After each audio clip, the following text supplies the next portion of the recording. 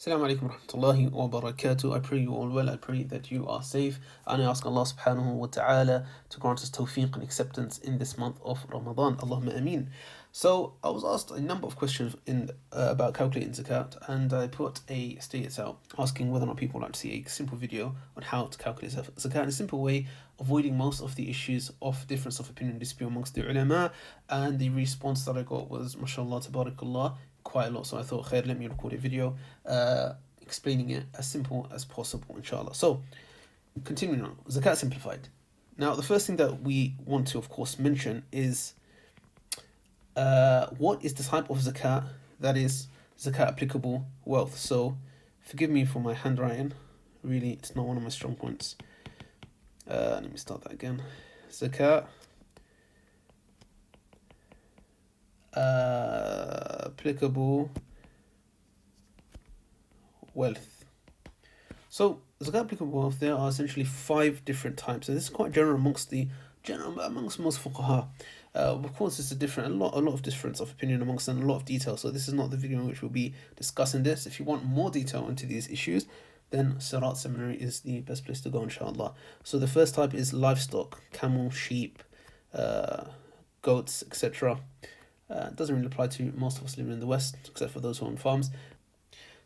Second type is agricultural produce. So this is hubub and thimar, essentially afwan, grains, fruits, etc. that are zakat applicable, such as dates, etc. Doesn't really apply to most of us unless we own farms, and of course there's a lot of detail in that. The third type are trade goods. Now, trade goods, again, can be added to the fifth type, or let me just call it the fourth type, which in this case is currency. So trade goods are calculated about the amount of goods, or the value of the goods, according to the price on the souk, on the market. And a person pays account on that after the conditions of a whole or lunar year passing. We'll come to that in a minute. In terms of currency, generally the past was gold and silver. However,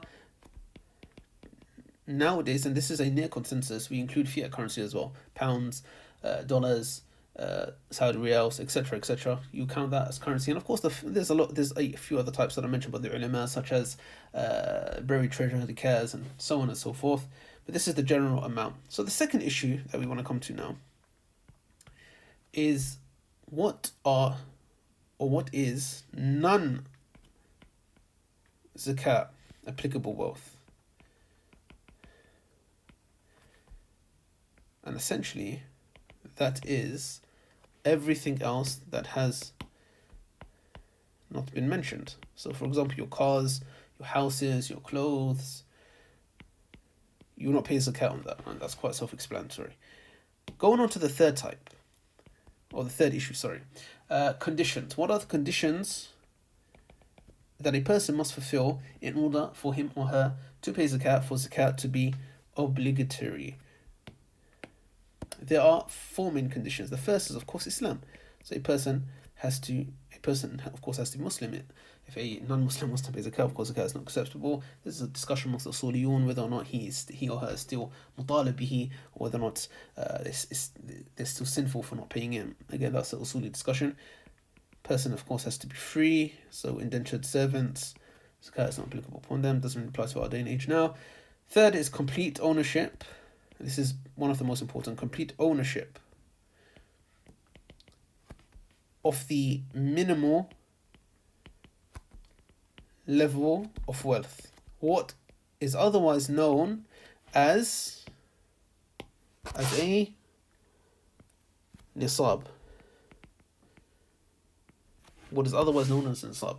So, of course, nisab differs depending on these things that we mentioned previously. So, livestock has its nisab: cow, sheep, ghanam,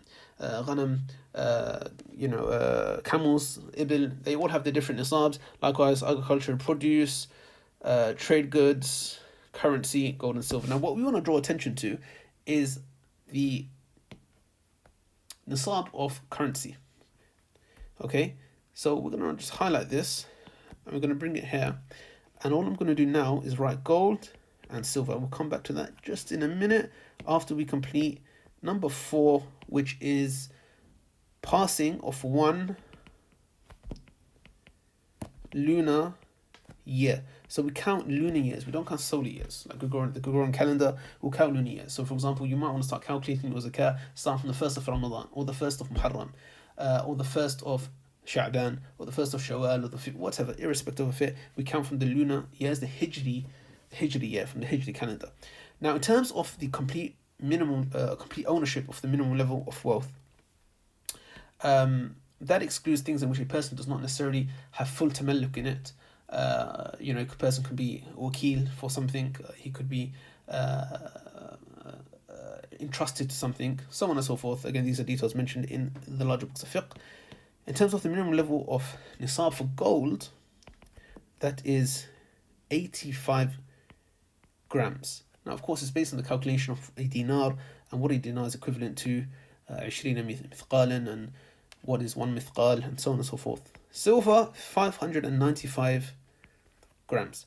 So really simply, all you essentially do is look at the amount per gram. So we'll take silver, for example. So I just checked it, and in the UK prices, it is 40 pence per gram of silver. So we times that by 595, and that gives us 238 pounds. So my 3 is a bit. 238 pounds. So this is the minimum nisab. Let me highlight this. This is the minimum nisab, okay, that we'll use to calculate silver. Why silver? Again, quite a long discussion with fuqaha, but this is the general fatwa of today. This is general fatwa of today, that we look at nisab, or the nisab for silver. Some of the fuqaha mentioned that it has to be a hadhu lil fuqara, or that it has to be something in which the fuqara themselves, or the poor, those who are in poverty themselves, will benefit from them. So if you look at the nisab for gold, just over £2,000, many people might not reach the nisab for that. But in silver, it's very reachable, very attainable, and what that means is that sadaqah is then dispersed throughout the ummah, and many people are alleviated from their financial burdens. So of course, this is one from the maqasid of the Sharia, or the higher aims and objectives of the Sharia. Okay, so moving on now. So we ascertained that it's £238. We've ascertained that you have to count from month and day X to month, day Y. Just add a Y there. Okay. Now, as long as the wealth, his or her wealth, is above £238 for the duration of that year, then a person will pay zakat on that 2.5%. 2.5%. How do you calculate that in a more practical manner? We'll come to that in a minute, inshallah ta'ala. But if you look at these figures, now I'm just going to draw very quickly some figures. I might just speed this up to save you having to wait.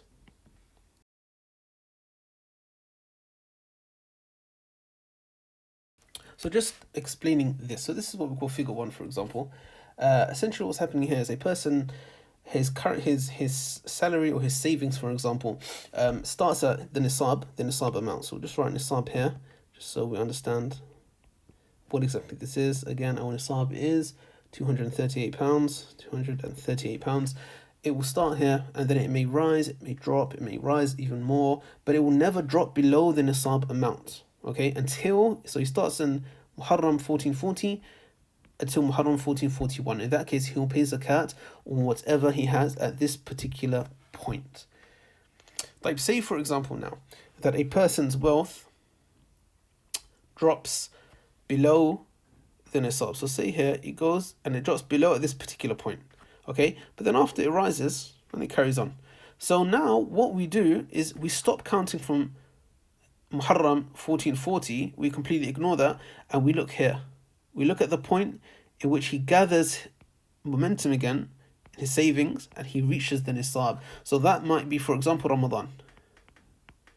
So in that case, we'll start counting from Ramadan of this particular month until Ramadan of the next one, so on and so forth. So this is the key point. Wherever a person starts reaching from the nisab, that's when we start counting from it. Okay, so in terms of calculating a person's salary, how does a person calculate his or her salary? Now the truth is there's numerous methods. Okay, numerous methods by the fuqaha. This is of course subject to a valid ijtihad, valid independent legal reason. However, the safest, in my opinion, the opinion of many of my mashayikh and ulama, and also the easiest as well, is to calculate zakat simply after whatever is left after one lunar year. Okay, so say for example, a person starts counting the 20th of Ramadan, 1440. He will wait until 20th of Ramadan, 1441, extra one there, 1441. Whatever is left, he'll pay zakat on that. How do you pay zakat on your salary? It's very simple. You take the sum of whatever is left. So say, for example, it may be £500, for example. Right here. You divide it by 40. So say 500 divided by 40 will give you 12.5. So £500 divided by 40 will give you £12.50, and this is the amount that you pay zakat on. So you'll take this, and that is your zakat that you would give to charity.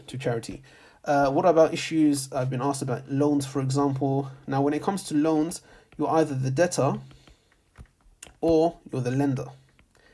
Now, if you're the lender, again, this is subject to a lot of scholarly difference, to be honest with you. What some ulama have upon, this is the main position of the Hanbali madhab. If you're let's take debtor, for example, then you'd simply minus your debts from your savings. Really simple. Right? But if you're the lender, then it's a bit more complicated. Some of the fuqaha have said that if a person is expecting to receive the money back from a person who's capable of paying it, then he should just pay zakat on that straight away. But if on the other hand, person is what we call he is faqir, or he's experiencing difficulties, for example, he's not ghaniyun badil or anything, then in that case he doesn't have to pay zakat on it until he receives that wealth. And once he receives that wealth, he simply pays zakat on the amount of years that has passed. That's quite a simple way to calculate it, inshallah. In terms of, I was also asked about stocks, so this is quite common to the brothers and sisters who are involved in forex trading, which is another issue in and of itself. In terms of stocks, then we look at whether or not these stocks pay dividends or not. Now, if they pay dividends, then they simply they take the detail that we've just mentioned previously in terms of commodities. You can even add those commodities to the wealth that you have, the savings that you have from your standard kind of savings, which is quite simple. When I say commodities, I mean trade commodities. Now, if they don't pay dividends, then they must be stocks. And this is the case, to be honest, most of the time, that they're stocks that are investment stocks. So a person may hold these stocks for many years. In that case, they only pay zakat once they sell these stocks, irrespective of whether they're profitable or not, if they meet the nisab, again, according to the same details that has passed. I hope that's clear, inshaAllah ta'ala. Any more questions, please send them to me on my Instagram. May Allah subhanahu wa ta'ala grant us tawfiq. Assalamu alaikum wa rahmatullahi wa barakatuh.